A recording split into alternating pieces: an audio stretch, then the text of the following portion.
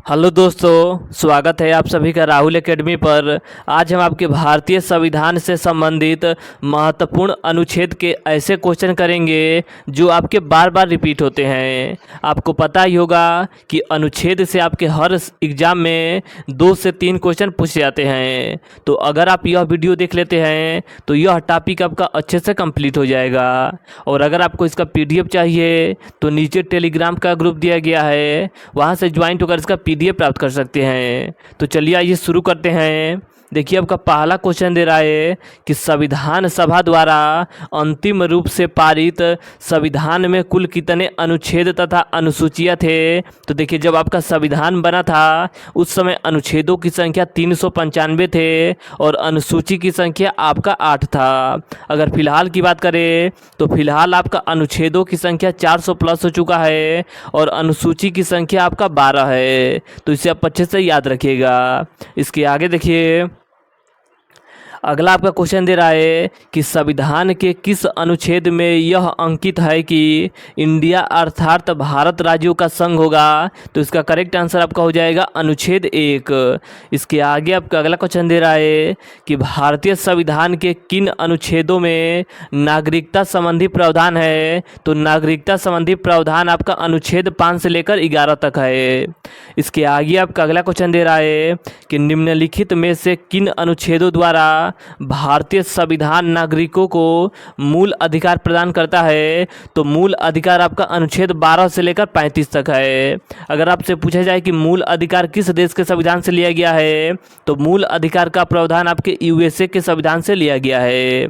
इसके आगे देखिए अगला आपका क्वेश्चन दे रहा है कि भारत के संविधान का निम्नलिखित में से कौन सा अनुच्छेद अस्पृश्यता का उन्मूलन करता है तथा किसी भी रूप में इसके आचरण का निषेध करता है। तो इसका करेक्ट आंसर आपका हो जाएगा अनुच्छेद 17। इसके आगे आपका देखिए अगला क्वेश्चन दे रहा है कि भारतीय संविधान का कौन सा अनुच्छेद राष्ट्रपति के पद के लिए पुनः निर्वाचन की योग्यता निर्धारित करता है। तो इसका करेक्ट आंसर आपका हो जाएगा अनुच्छेद 57। इसके आगे आपका अगला क्वेश्चन दे रहा है कि भारतीय संविधान के किस अनुच्छेद के अंतर्गत भाषण एवं अभिव्यक्ति की स्वतंत्रता के अधिकार की गारंटी दी गई है। तो इसका करेक्ट आंसर आपका हो जाएगा अनुच्छेद 21 के तहत। इसके आगे आपका अगला क्वेश्चन दे रहा है कि भारतीय संविधान के किस अनुच्छेद में प्रेस की स्वतंत्रता दी गई है। तो प्रेस की स्वतंत्रता आपका अनुच्छेद 19A में दिया गया है। इसके आगे आपका अगला क्वेश्चन दे रहा है कि मौलिक अधिकार के अंतर्गत कौन सा अनुच्छेद बच्चों के शोषण से संबंधित है। तो बच्चों के शोषण से संबंधित आपका अनुच्छेद 24 है। तो इसे आप अच्छे से याद रखिएगा। और मौलिक अधिकार कहाँ से लिया गया है तो मौलिक अधिकार आपके यूएसए के संविधान से लिया गया है। तो इसे आप अच्छे से याद रखिएगा। इसके आगे आपका अगला क्वेश्चन दे रहा है कि भारतीय संविधान के किस अनुच्छेद में अल्पसंख्यकों के हितों का संरक्षण की व्यवस्था की गई है। तो इसका करेक्ट आंसर आपका हो जाएगा अनुच्छेद 29 में किया गया है। इसके आगे आपका अगला क्वेश्चन दे रहा है कि कौन से अनुच्छेद के अंतर्गत भारत का सर्वोच्च न्यायालय नागरिक के मौलिक अधिकार की रक्षा करता है। तो अनुच्छेद 32 के तहत किया जाता है। और डॉक्टर भीमराव अंबेडकर के द्वारा अनुच्छेद 32 को संविधान की आत्मा कहा है। तो यह भी आप अच्छे से याद रखिएगा। इसके आगे आपका देखिए अगला क्वेश्चन दे रहा है कि भारतीय संविधान के किन अनुच्छेदों में राज्य के नीति निर्देशक तत्वों का उल्लेख किया गया है। तो राज्य के नीति निर्देशक तत्वों का उल्लेख आपका अनुच्छेद 36 से लेकर 51 तक किया गया है। और राज्य के नीति निर्देशक सिद्धांत कहाँ से लिया गया है तो यह आपके आयरलैंड के संविधान से लिया गया है। इसके आगे आपका देखिए अगला क्वेश्चन दे रहा है कि भारतीय संविधान के अंतर्गत कल्याणकारी राज्य की अवधारणा किस अनुच्छेद में वर्णित है। तो अनुच्छेद 39 में वर्णित है। इसके आगे आपका अगला क्वेश्चन दे रहा है कि भारतीय संविधान का कौन सा अनुच्छेद राज्य सरकार को ग्राम पंचायत के गठन का निर्देश देता है। तो अनुच्छेद 40 देता है। इसके आगे आपका अगला क्वेश्चन दे रहा है कि 42वें संविधान संशोधन द्वारा संविधान के किस अनुच्छेद में मौलिक कर्तव्य को जोड़ा गया है? तो मौलिक कर्तव्य को आपका अनुच्छेद 51A में जोड़ा गया है। और मौलिक कर्तव्य किस देश के संविधान से लिया गया है? तो मौलिक कर्तव्य आपके रूस के संविधान से लिया गया है। इसके आगे देखिए, इसके आगे आपका अगला क्वेश्चन दे रहा है कि संघ की कार्यपालिका शक्ति राष्ट्रपति में निहित होगी, जिनका प्रयोग वह स्वयं या अपने अधीनस्थ अधिकारियों के द्वारा करेगा। तो इसका करेक्ट आंसर आपका हो जाएगा अनुच्छेद 53 में यह बात कहा गया है। इसके आगे आपका अगला क्वेश्चन दे रहा है कि भारत के संविधान के किस अनुच्छेद के अंतर्गत भारत के राष्ट्रपति पर महाभियोग चलाया जा सकता है? तो इसका करेक्ट आंसर आपका हो जाएगा अनुच्छेद 61 के तहत राष्ट्रपति पर महाभियोग चलाया जा सकता है। इसके आगे आपका अगला क्वेश्चन दे रहा है कि संविधान के किस अनुच्छेद में उपराष्ट्रपति पद का प्रावधान किया गया है? तो इसका करेक्ट आंसर आपका हो जाएगा उपराष्ट्रपति पद का प्रावधान आपका अनुच्छेद 63 में किया गया है। इसके आगे आपका अगला क्वेश्चन दे रहा है कि संविधान के किस अनुच्छेद के अंतर्गत मंत्रीगण सामूहिक रूप से लोकसभा के प्रति उत्तरदायी है? तो अनुच्छेद 75 के तहत। इसके आगे देखिए, अगला आपका क्वेश्चन दे रहा है कि भारत के महान्यायवादी की नियुक्ति से संबंधित अनुच्छेद कौन सा है? तो इसका करेक्ट आंसर आपका हो जाएगा अनुच्छेद 76 है। इसके आगे आपका अगला क्वेश्चन दे रहा है कि कौन सा अनुच्छेद संसद के दोनों अधिवेशनों के बीच 6 माह के अंतर की वार्ता का उल्लेख करता है? तो अनुच्छेद 85 करता है।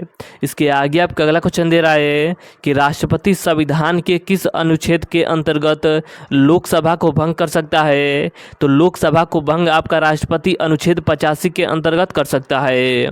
इसके आगे आपका देखिए अगला क्वेश्चन दे रहा है कि संविधान के किस अनुच्छेद द्वारा संसद की संयुक्त बैठक का प्रावधान किया गया है?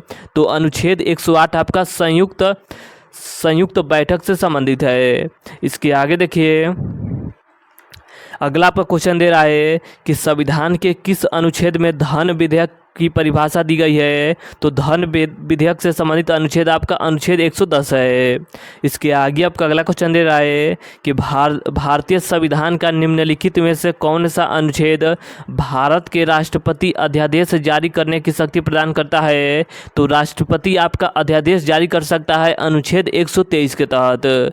इसके आगे आपका अगला क्वेश्चन दे रहा है कि संविधान के किस अनुच्छेद में सर्वोच्च न्यायालय के न्यायाधीश पर महाभियोग चलाए जाने का प्रावधान है? तो देखिए आपका महाभियोग चलाया जा सकता है न्यायालय के न्यायाधीश पर अनुच्छेद 124 के तहत, और राष्ट्रपति पर महाभियोग चलाया जा सकता है अनुच्छेद 61 के तहत। तो दोनों क्वेश्चन को आप अच्छे से याद रखिएगा। देखिए सर्वोच्च न्यायालय के न्यायाधीश पर महाभियोग आपका अनुच्छेद 124 के तहत, और राष्ट्रपति पर महाभियोग आपका अनुच्छेद 61 के तहत चलाया जा सकता है। इसके आगे आपका देखिए अगला क्वेश्चन दे रहा है कि राष्ट्रपति सर्वोच्च न्यायालय से संविधान के किस अनुच्छेद के अंतर्गत परामर्श ले सकता है? तो अनुच्छेद 143 के तहत परामर्श ले सकता है। इसके आगे आपका अगला क्वेश्चन दे रहा है कि संविधान के किस अनुच्छेद के अंतर्गत अधीनस्थ न्यायालय या जिला न्यायालय का प्रावधान किया गया है? तो अनुच्छेद 233 में किया गया है। इसके आगे आपका अगला क्वेश्चन दे रहा है कि किस अनुच्छेद के तहत अवशिष्ट शक्तियाँ केंद्र के पास है? तो अनुच्छेद 248 के तहत। इसके आगे आपका अगला क्वेश्चन है कि भारतीय संविधान के किस अनुच्छेद के अंतर्गत वित्त आयोग के गठन का प्रावधान है? तो वित्त आयोग के गठन का प्रावधान आपका अनुच्छेद 280 में दिया गया है। इसके आगे आपका अगला क्वेश्चन है कि संपत्ति का अधिकार संवैधानिक अधिकार है, यह बताया गया है। तो यह आपका अनुच्छेद 300 क में बताया गया है। इसके आगे आपका अगला क्वेश्चन दे रहा है कि भारतीय संविधान का कौन सा अनुच्छेद नई अखिल भारतीय सेवा की स्थापना का प्रावधान करता है? तो अनुच्छेद 312 करता है। अगला आपका क्वेश्चन दे रहा है कि संविधान के किस अनुच्छेद द्वारा लोक सेवाओं का संरक्षण प्रदान किया गया है? तो अनुच्छेद 311 में किया गया है। अगला आपका क्वेश्चन है कि संविधान के किस अनुच्छेद द्वारा संघ और राज्यों के लिए लोक सेवा आयोग का प्रावधान किया गया है? तो अनुच्छेद 315 में किया गया है। अगला आपका क्वेश्चन दे रहा है कि संविधान का अनुच्छेद 312 संबंधित है, तो इसका करेक्ट आंसर आपका हो जाएगा अखिल भारतीय सेवाओं से संबंधित है। अगला आपका क्वेश्चन है कि संघ लोक सेवा आयोग के कार्यों का उल्लेख किस अनुच्छेद के अंतर्गत आता है? तो अनुच्छेद 320 के अंतर्गत आता है। अगला आपको क्वेश्चन दे रहा है कि भारतीय संविधान के किस अनुच्छेद में निर्वाचन आयोग के लिए प्रावधान दिया गया है? तो निर्वाचन आयोग से संबंधित अनुच्छेद आपका अनुच्छेद 324 है। इसके आगे आपका अगला क्वेश्चन दे रहा है कि अनुसूचित जाति और अनुसूचित जनजाति के लिए एक राष्ट्रीय आयोग गठित करने का प्रावधान संविधान के किस अनुच्छेद के अंतर्गत किया गया है? तो इसका करेक्ट आंसर आपका हो जाएगा, देखिए अनुसूचित जाति के लिए अनुच्छेद 338 में प्रावधान किया गया है, जबकि अनुसूचित जनजाति के लिए 338A में इसका प्रावधान किया गया है। इसके आगे आपका देखिए अगला क्वेश्चन दे रहा है कि किस अनुच्छेद में यह प्रावधान किया गया है कि संघ की राज्य भाषा हिंदी तथा लिपि देवनागरी होगी? तो इसका करेक्ट आंसर आपका हो जाएगा अनुच्छेद 343 में इसका प्रावधान किया गया है।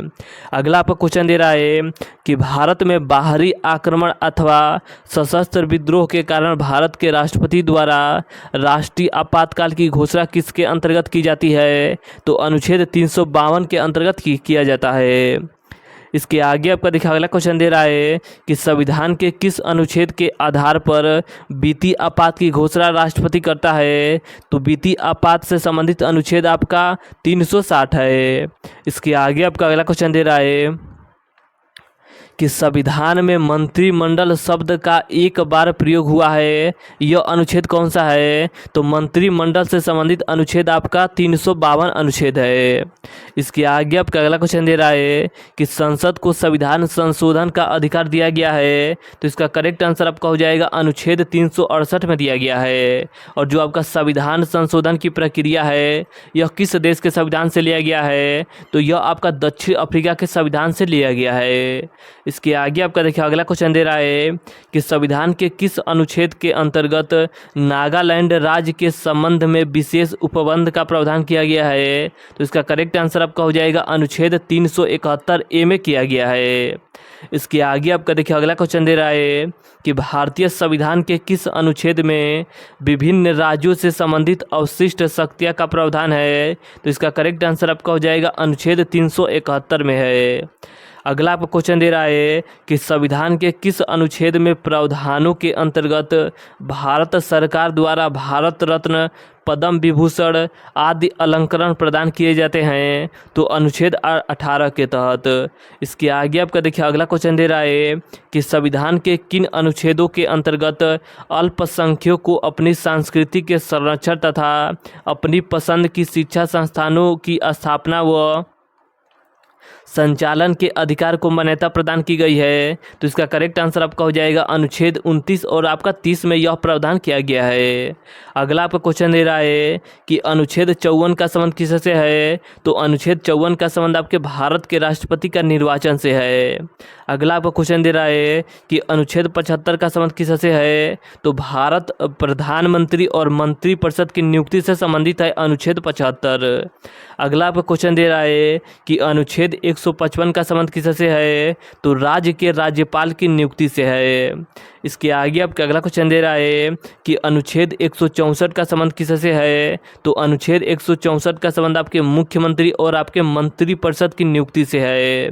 इसके आगे आपका अगला क्वेश्चन दे रहा है कि भारतीय संविधान में समानता का अधिकार से संबंधित अनुच्छेद कौन सा है? तो देखिए समानता से संबंधित अनुच्छेद आपका अनुच्छेद 14 से लेकर 18 तक है।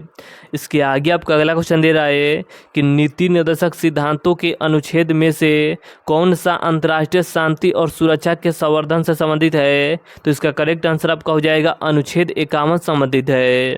इसके आगे आपका देखिए अगला क्वेश्चन दे रहा है कि भारतीय संविधान का कौन सा अनुच्छेद भारत के विदेशी नीति से संबंधित है? तो भारत के विदेशी नीति से संबंधित आपका अनुच्छेद 51 है। अगला आपका क्वेश्चन दे रहा है कि भारत के प्रत्येक नागरिक का कर्तव्य होगा प्राकृतिक पर्यावरण का संरक्षण एवं सुधार। यह कथन भारतीय संविधान के किस अनुच्छेद से संबंधित है? तो यह आपका अनुच्छेद 48A से संबंधित है।